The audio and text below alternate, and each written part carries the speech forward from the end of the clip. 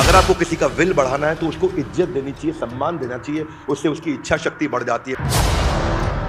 Emotions होना ठीक है पर इमोशनल होना गलत है, सेंटिमेंट होना ठीक है, सेंटिमेंटल होना गलत है।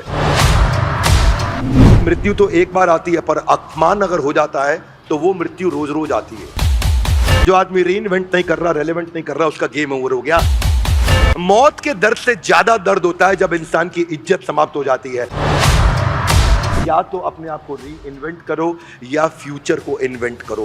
जो आदमी वहीं रह गया और इंप्रूवमेंट साइकिल नहीं लेकर के आया वो बर्बाद हो जाएगा।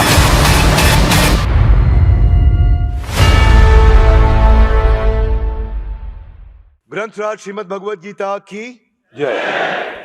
आज का दूसरे अध्याय का 34वां श्लोक और आपसे चर्चा करने वाले हैं, जहां पे अब कृष्ण जो है अलग अलग उपाय से अर्जुन को वापस लेके चल रहे हैं अपने साथ। दूसरे अध्याय के 34वें श्लोक पे हम आ चुके हैं और इस श्लोक में हम यहाँ पे चर्चा करेंगे। श्लोक को आप मेरे पीछे दोहराइए। अकीर्तिम चापि भूतानि कथयन्ति ते अव्ययम संभावितस्य च कीर्ति मरणादि अतिरिच्यते। अकीर्ति मतलब इनफेमी। इनफेमी का मतलब बेइज्जती। कृष्ण अभी सारे प्रिंसिपल अर्जुन को नहीं बता रहे। कृष्ण कह रहे हैं इनफेमी, तुम्हारी बेइज्जती हो जाएगी। भूतानी उन लोगों की जिनको एक बार इज्जत मिल जाती है। कथयन्ति, लोग कथा करेंगे अर्जुन, तुम्हारी कथा करेंगे तुम्हारे विषय में। अव्ययम, व्यय, हाथ आगे लाइए। व्यय मतलब खर्चा हो जाना, खत्म हो जाना। व्यय मतलब एक्सपेंडिचर जो खत्म हो जाता है। अव्यय ये वो चीज है जो कभी समाप्त नहीं होती। अव्ययम संभावितस्य, उसको जिसको इज्जत मिल चुकी है एक बार। अकीर्ति, उसकी कीर्ति मतलब इज्जत, अकीर्ति मतलब इज्जत खत्म हो जाना। मरणाद अतिरिच्यते, ये मरने से भी ज्यादा बुरा होता है। अनुवाद और तात्पर्य श्रील प्रभुपाद जी के द्वारा। श्रील प्रभुपाद की जय। दूसरे अध्याय के 34वें श्लोक के अनुवाद में श्रील प्रभुपाद कहते हैं, लोग सदैव तुम्हारे अपयश का वर्णन करेंगे अर्जुन, और सम्मानित व्यक्ति के लिए अपयश मृत्यु से बढ़कर है। People will always speak of your infamy and for those who have been honoured, एक बार अगर इज्जत मिल गई, those who have been honoured, then dishonour is worse than death. Arjun तुम्हारी एक बार इज्जत की जा चुकी है, लेकिन अब अगर तुम्हारी इज्जत छीन ली तो तुम बर्बाद हो जाओगे। अगले श्लोक में कहते हैं कृष्ण कि the great generals who have highly esteemed your name, जिन लोगों ने, जनरल्स बड़े बड़े लोगों ने तुम्हारे को इज्जत करी है, they will think that you have left the battlefield out of fear only, तुम भय के कारण भाग गए हो। जिन जिन महान योद्धाओं ने तुम्हारे नाम तथा यश का सम्मान दिया है, वो सोचेंगे कि तुमने डर के मारे युद्ध भूमि छोड़ दी है और इस तरह तुम्हें तुच्छ मानेंगे। They will consider you a coward, यहां कावर्ड को तुच्छ बोला गया है। Your enemies will describe you in many unkind words. दूसरे अध्याय का 36वां श्लोक, वो क्या बोलेंगे? वो कहेंगे कि तुम्हारे शत्रु अनेक प्रकार से तुम्हें कटु शब्दों से तुम्हारा वर्णन करेंगे और तुम्हारे सामर्थ्य का उपहास करेंगे। तुम्हारे इसी दुखदाई, तुम्हारे लिए इससे ज्यादा दुखदाई और क्या हो सकता है? What could be more painful than for you. यहां से शुरू करते हैं। यह था दूसरे अध्याय का 34, 35, 36। यहां पे चर्चा क्या हो रही है? यहां कृष्ण बता रहे हैं कि और कारण अभी तुम्हें अर्जुन बताऊंगा कि तुम्हें क्यों युद्ध करना चाहिए, पर पहला कारण समझ लीजिए। जो मैस्लो की हायरार्की दूसरे अध्याय के शुरुआत में, पीछे के एपिसोड्स में कृष्ण ने समझाई थी। जो लोग सारे सीरीज देख रहे हैं, सारे वीडियोस देख रहे हैं, सारे एपिसोड देख रहे हैं, कृष्ण ने मैस्लो की हायरार्की में फिजियोलॉजिकल से बात नहीं किया। हाथ आगे लाइए। सबसे नीचे शारीरिक इच्छाएं, उसके ऊपर मानसिक, बौद्धिक, आत्मिक, आध्यात्मिक। कृष्ण ने ऊपर से शुरुआत करी। कृष्ण ने क्या बोला कि तुम ये धन ऐश्वर्य के लिए नहीं कर रहे, तुम राजपाट के लिए नहीं कर रहे। अर्जुन प्रिंसिपल समझाया, क्योंकि अर्जुन बहुत शक्तिशाली व्यक्ति था। एक शिकारी के वेश में जब जाकर के उसने भगवान शिव को जाकर के हराया तो उनसे पाशुपात अस्त्र प्राप्त किया था। उसके पास कई विशेष हथियार थे उसको ब्रह्मास्त्र मिला था गुरु द्रोणाचार्य के द्वारा, उसको सम्मोहन अस्त्र मिला था कुबेर के द्वारा, वो किसी को भी सम्मोहित कर सकता था। अर्जुन बहुत शक्तिशाली था, अर्जुन के पास सारे स्किल्स थे पर विल नहीं थे, तो भगवान ने विल देने के लिए पहले उसके रिकॉग्निशन पे काम करना शुरू किया। अगर आपको किसी का विल बढ़ाना है तो उसको इज्जत देनी चाहिए, सम्मान देना चाहिए, उससे उसकी इच्छा शक्ति बढ़ जाती है। मेरी बात समझ आ रही है लाउडली? Yes no? इंद्रास्त्र मिला था जो इंद्र ने दिया था, वरुणास्त्र दिया था जो वरुण ने दिया था। वरुण, भगवान वरुण जो है, उन्होंने ऐसा अस्त्र दिया कि किसी भी समय कोई भी तुम पे अगर किसी भी प्रकार का अटैक करेगा तो तुम नदी समुद्र बाण ऐसे छोड़ोगे कि इतना पानी उस पे आ जाएगा, सब कुछ बह जाएगा, पूरा शरीर, पूरा का पूरा शहर बह सकता है। बहुमास्त्र मिला था जो कि मां भूमि ने दिया था उनको, और उसमें क्या कहा था कि कहीं पे भी तुम हो और फंस जाओ तो तुम डीप टनल, सुरंग, गुफाएं तैयार कर सकते हो और उन गुफाओं से तुम गायब हो सकते हो। उसको नागास्त्र दिया गया था कि नाग के रूप में परिवर्तित हो जाएंगे तीर सारे। उसको गरुड़ास्त्र दिया गया था कि किसी ने नागास्त्र छोड़ दिया तो गरुड़ आकर के सारे सांपों को समाप्त कर देंगे। उसके पास अंतर्ध्यान अस्त्र था जो कुबेर ने दिया था कि जब चाहो तुम अपने आप को या किसी को भी अंतर्ध्यान करके गायब कर सकते हो। अर्जुन, तुम इतने बुद्धिमान, इतने शक्तिशाली, इतने स्किल्ड हो, अगर तुमने जॉब से डांट खाने पे रिजाइन कर दिया तो लोग कहेंगे कावर्ड था। क्या मेरी बात समझ आ रही है लाउडली? Yes no? एक और त्वस्त्र नाम का अस्त्र भी था। ये बहुत ही अद्भुत अस्त्र हुआ करता था कि जिसमें आप बिना कुछ किए उस अस्त्र के चलाने से आपके सामने जो आपके शत्रु की सेना है वो आपस में लड़ने लग जाए। उसके पास वो सारी टैक्टिक्स, वो सारी स्ट्रैटेजीज थी जिसके द्वारा वो कंपटीशन के पूरे मार्केट शेयर को एक्वायर कर सकता है। पर ऐसी कंपनी जो इस स्टेज के अंदर अचानक छोड़ दे एक किसी इमोशनल तकलीफ के चलते, without understanding the right philosophy, उनको एक वज्रास्त्र दिया इंद्र ने कि सामने वाले पे ऐसा वज्रपात हो जाए, यानी कि सारे सैन्य प्रमाण पत्र, जिसको बोलते हैं सर्टिफिकेशंस, जो भी इंटरनेशनल सर्टिफिकेशंस, ग्लोबल, यूनिवर्सल और मल्टी यूनिवर्सल, यानी कि अलग अलग लोगों के सर्टिफिकेशंस भी थे उनके पास। और बावजूद उसके बीइंग मोस्ट क्वालिफाइड व्यक्ति, अगर आपने युद्ध छोड़ दिया तो मरणादि अतिरिच्यते। और ऐसा कभी कभी ये तब होता है एक इंसान के साथ जब वो एक इमोशनल स्टेज के चलते, इमोशंस होना ठीक है पर इमोशनल होना गलत है, सेंटिमेंट होना ठीक है, सेंटिमेंटल होना गलत है। परिस्थितियों के चलते जब कभी व्यक्ति भटकता है मार्ग से तो उसमें भगवत गीता काम आती है।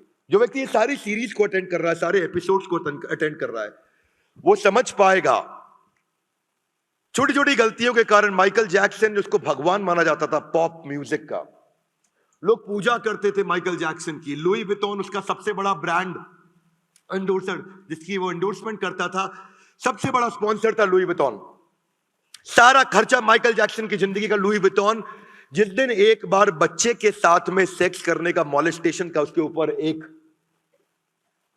इल्जाम लगा, लुई विटॉन भी गया, सारे के सारे दुनिया के स्टेज शो भी कैंसिल हुए, उसकी म्यूजिक सीडीज, म्यूजिक कैसेट की जितना भी उसका बिजनेस था वो सारा ड्रॉप हो गया। वो एक मॉलेस्टेशन के कारण इवेंट, कॉन्सर्ट्स सब बर्बाद हो गए। क्यों? अकीर्ति चापी भूतानी। वो ऐसा अकीर्ति हुआ उसका। सबसे बड़ा एग्जाम्पल जो हमेशा याद करता हूं वो बिल क्लिंटन का है। बिल क्लिंटन दुनिया के सबसे शक्तिशाली, देश के सबसे शक्तिशाली राष्ट्रपति रहे हैं, हार्वर्ड के पढ़े हैं, येल के पढ़े हैं, गवर्नर रह चुके हैं पहले। और गवर्नर रहने के बाद बिल क्लिंटन कहां पहुंचे? बिल क्लिंटन जानते हैं, उनके देश की सॉकर और बेसबॉल टीम को, नेशनल टीम को रिप्रेजेंट कर चुके थे बिल क्लिंटन। सबसे बुद्धिमान लोगों में माना जाता था बिल क्लिंटन को। पर उसके बाद मोनिका लेविंस्की के बाद अमेरिका का पहला मीटू मूवमेंट चालू हुआ था। बाद में यहां मीटू मूवमेंट किसी और के साथ शुरू हुआ था, because several women had put their allegations. बस यही है, मरणादि अतिरिच्यते। उसके बाद क्या हुआ? बिल क्लिंटन कभी वापस नहीं उठ पाए, कभी आगे नहीं आ पाए। इसमें दो बातें हैं जो आपको समझनी बहुत जरूरी है। अकीर्ति चापी भूतानी में दो बातें जो आपको समझनी जरूरी है कि एक तो पहले इस कॉन्सेप्ट को समझते हैं, हर्षद मेहता जिसके ऊपर सीबीआई नहीं, अकेले 15,000 स्क्वायर फीट के मकान में रहने वाले, घर का अपना पर्सनल गोल्फ कोर्स होने वाला व्यक्ति, वो जो उस समय देश की सबसे महंगी गाड़ी विदेश से मंगाई लेक्सस की, वो आदमी जिसको दुनिया अमिताभ बच्चन मानती थी स्टॉक मार्केट का, वो आदमी जिसके एक इशारे पे लोग अपनी सारी संपत्ति लगा देते थे, वो आदमी जिसके एक इशारे पे लोग अपनी प्रॉपर्टी बेचकर स्टॉक मार्केट में इन्वेस्ट कर देते थे। बिगेस्ट स्कैम एवर गया। 672 क्रिमिनल केसेस हुए।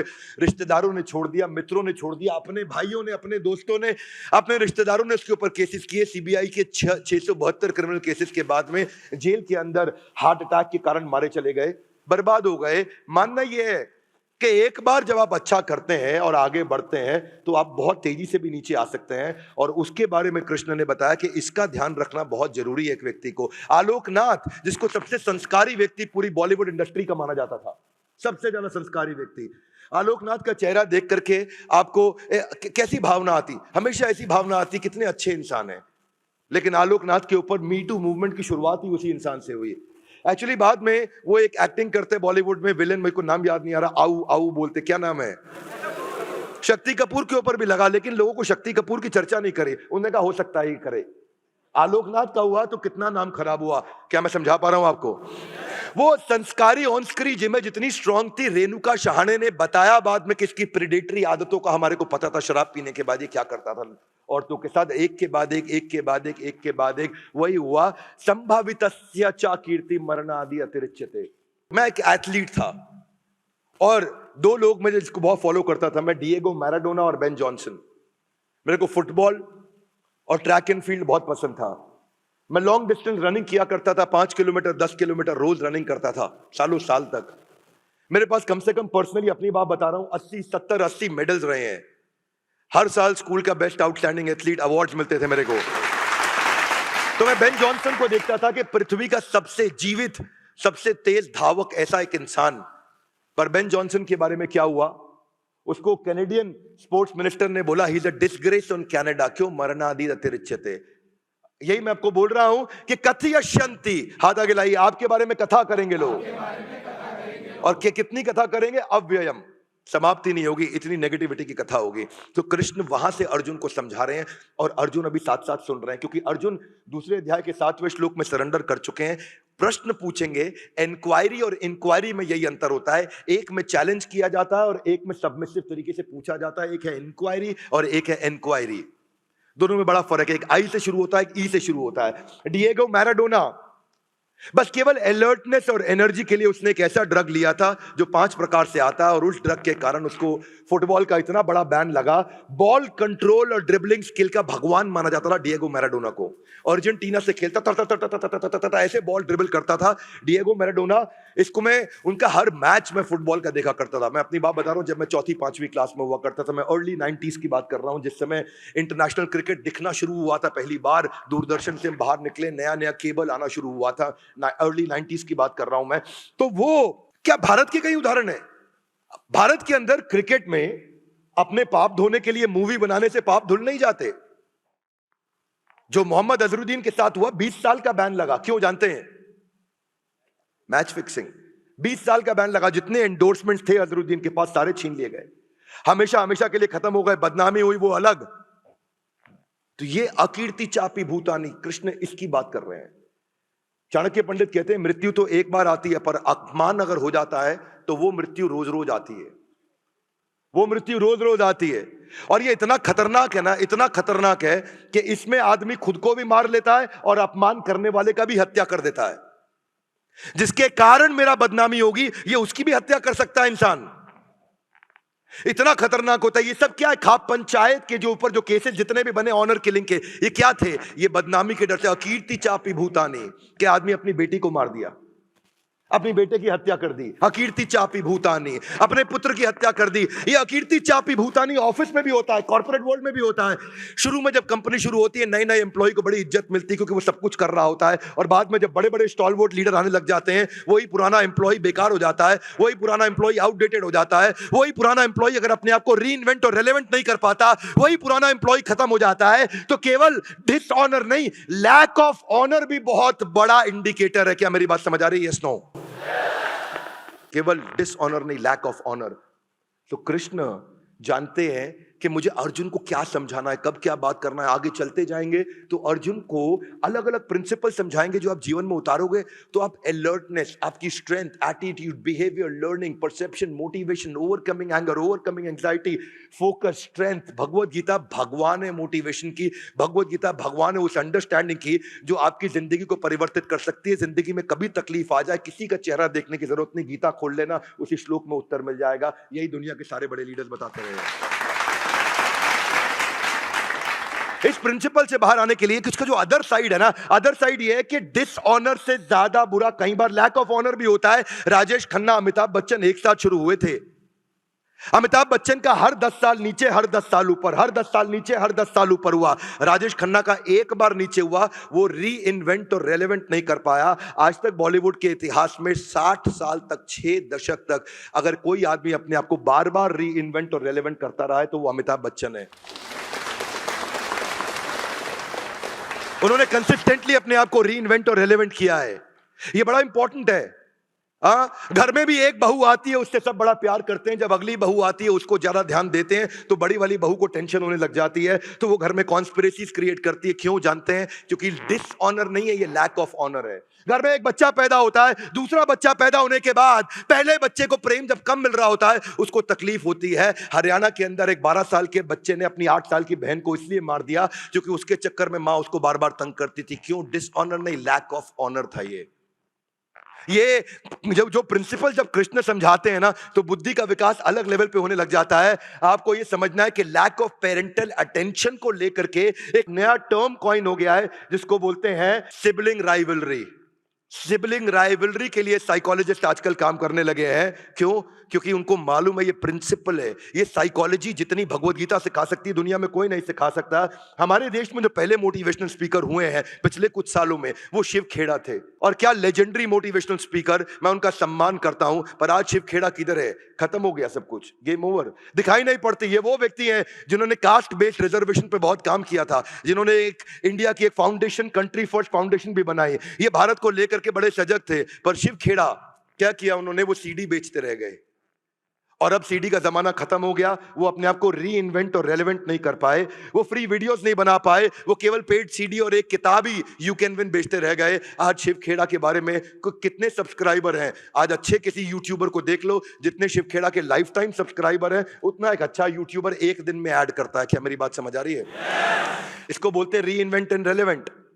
अनुराधा पौडवाल लता मंगेशकर के बाद एक ही महिला थी जिसको पोस्ट डॉक्टरेट की डिग्री से अवार्ड किया गया था, पद्मश्री। अनुराधा पौडवाल का इतना नाम था कि अगर अनुराधा पौडवाल अपने आप को रीइन्वेंट करती ना तो दूसरी लता मंगेशकर आज देश में मानी जाती। आज उन्हें कोई याद नहीं करता, केवल एक भजन गायिका के नाम पर रह गई। इसीलिए अकीर्ति चापी भूतानी के प्रिंसिपल में कृष्ण ने समझाया कि कंसिस्टेंटली आपको अपने आप को रीइन्वेंट और रेलेवेंट करना पड़ेगा। हाथ आगे लाइए क्योंकि जमाना बदल रहा है। Give me your hands out, come on. जमाना इतनी तेज बदल रहा है कि इस समय जो पढ़ाई है वो कंटिन्यूअसली ऑनलाइन होती जा रही है। लोग गाड़ियां नहीं खरीद रहे, ड्राइवरलेस गाड़ियां होती जा रही है। और न केवल ड्राइवरलेस, ओला उबर के आने से गाड़ियों की बिक्री कम होनी शुरू हो गई है। क्या मेरी बात समझ आ रही है? Loudly yes no. आज ऑनलाइन एग्रीगेटर आ गए, ब्यूटी पार्लर घर पहुंच गया। जो आदमी रीइन्वेंट नहीं कर रहा, रेलेवेंट नहीं कर रहा, उसका गेम ओवर हो गया। आज ट्रैवल एजेंट्स के धंधे को गो आई बीबो खा गया, थॉमस कुक खा गया, मेक माई ट्रिप खा गया, ओयो खा गया। क्यों? क्योंकि लोग अपने आप को रीइन्वेंट और रेलेवेंट नहीं कर रहे। पहले कबूतर चिट्ठी लेके जाया करता था, उसके बाद शाही पैगाम आया, उसके बाद डाकिया आया, डाकिया को टेलीग्राम ने खत्म किया, टेलीग्राम को ईमेल खा गया, ईमेल को सोशल मीडिया ने बर्बाद किया, सोशल मीडिया को व्हाट्सएप ने खत्म कर दिया। आज व्हाट्सएप के खात्मे के लिए 25 टीमें बैठी हैं यूएस के अंदर कि कैसे व्हाट्सएप को खत्म कर दे। हाथ आगे लाइए, जमाना बदल रहा है। Give me your hands out, come on. जमाना जिस स्पीड से अपने आप को बदल लो, वही अर्जुन को कृष्ण ने बदला थोड़ी देर के अंदर। सबसे कठिन दौर के अंदर उस समय अर्जुन को बदला जिस समय युद्ध चालू हो चुका था, शंख बज चुके थे, तीर चल रहे थे। सबसे कठिन दौर के अंदर कृष्ण इतनी डीप इंटेलिजेंट बातें कर रहे थे। अनुराधा पौडवाल जिसको नेशनल फिल्म फेयर अवार्ड उसको मिले, national award film fair award से भी बड़ा माना जाता है, पर उसके बाद आज केवल एक भजन गायिका के रूप में रह गई। उनको कोई याद नहीं करता है। इसलिए डिसऑनर और लैक ऑफ ऑनर के बाद के लिए आपको एक ही काम करना है। आपको ड्रग्स लेने की जरूरत नहीं थी डिएगो मैराडोना या फिर बेन जॉनसन। आपको अपने आप को रीइन्वेंट और रेलेवेंट करना है, क्योंकि जो मौत के दर्द से ज्यादा दर्द होता है जब इंसान की इज्जत समाप्त हो जाती है। एक एंटरप्रेन्योर को जिंदगी भर अपने आप को रीइन्वेंट और रेलेवेंट करना है। सत्या नडेला माइक्रोसॉफ्ट के सीईओ कहते हैं कि या तो अपने आप को री इन्वेंट करो या फ्यूचर को इन्वेंट करो। वही है एंटरप्रेन्योरशिप, इसके अलावा कुछ नहीं। क्योंकि जो आदमी वहीं रह गया और इंप्रूवमेंट साइकिल नहीं लेकर के आया वो बर्बाद हो जाएगा। हाथ आगे लाइए, improvement cycle guys, one more time, little loud, क्या improvement cycle? Business is about being able to reinvent yourself और invent the future, nothing less nothing more. एक साथ 80s 90s में माधुरी दीक्षित और मनीषा कोइराला चालू हुई थी। 2003 में एक साथ ही इन्होंने सैबैटिकल लिया, कई साल का सैबैटिकल लिया। वो यूएस चली गई, जाकर के डॉक्टर नेने से शादी कर ली, वो वहां सेटल हो गई। लेकिन माधुरी दीक्षित ने अपने पीक पे रिटायरमेंट सैबैटिकल लिया, उसने अपने डाउनफॉल पे लिया, उसकी पिक्चरें फ्लॉप हुई, उसको वापस कोई लेने नहीं आया। माधुरी दीक्षित जब वापस आई, टेलीविजन प्रोग्राम्स के द्वारा, इसके द्वारा, शोज के द्वारा, मूवीज के द्वारा अपने आप को री इन्वेंट और रेलेवेंट करती रही। और क्या हुआ मनीषा कोइराला के साथ? वो शराब में डूब गई और उसका जो सम्राट दहल के साथ शादी हुई वो 2 साल से ज्यादा चली नहीं। कैंसर जैसी घातक बीमारी ने उसको बर्बाद कर दिया। उसके बाद मनीषा कोइराला कभी वापस नहीं आ पाई। माधुरी दीक्षित को आज भी लोग बड़े उत्साह से देखते हैं, सोशल मीडिया पे भी देखते हैं, टेलीविजन पे भी देखते हैं। और मनीषा कोइराला को उन्होंने शायद ये सोचा कि गुजरे वक्त की अभिनेत्री, अब उसका करियर और जिंदगी समाप्त हो चुकी है। एयरपोर्ट पे चलते हुए मनीषा कोइराला आपके बाजू से निकल जाए, कोई गर्दन घुमा के नहीं देखता है। और माधुरी दीक्षित का पता लग जाए कि वो आने वाली है तो पूरा देश वहीं खड़ा होकर के इकट्ठा हो जाता है। इसको बोलते हैं reinvent and relevant. Krishna किस फिलॉसफी से बात करते हैं, कहां लेके जाते हैं, ये था आज का श्लोक। अकीर्ति चापि भूतानि कथयश्यन्ति ते अव्ययम् संभावितस्य चा कीर्ति मरणाद अतिरिच्यते। भगवत गीता एक ऐसा ग्रंथ है, इस एपिसोड के हर वीडियो को सबको देखना चाहिए, एक के बाद एक इसके एपिसोड्स हम आपको YouTube पे देते चले जा रहे हैं। आपको क्या लगता है भगवत गीता के ये सारे एपिसोड्स इन एक्शन देखने चाहिए? Loudly yes no. हाथ आगे लाइए। क्यों? क्योंकि ये गीता इन एक्शन। हाथ आगे लाइए, come on, Gita in louder everybody, one more time, Gita in. Gita को जीवन में कैसे उतारा जाए उसके बारे में एक एक श्लोक करके हम एपिसोड के बाद एपिसोड, एपिसोड के बाद एपिसोड, इसका एक भी वीडियो जीवन में मिस नहीं करना। हमारे साथ जुड़े रहने के लिए, इस एपिसोड को अंत तक देखने के लिए आप सबका हृदय की गहराई से प्रेम पूर्वक बहुत बहुत धन्यवाद। ग्रंथराज श्रीमद् भगवद गीता की जय। Thank you.